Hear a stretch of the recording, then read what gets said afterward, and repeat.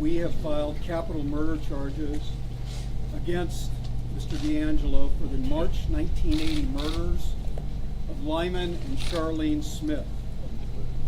Our complaint alleges 2 counts of first-degree murder with 3 special circumstances, namely multiple murders, murder during the commission of a rape, and murder during the commission of a burglary.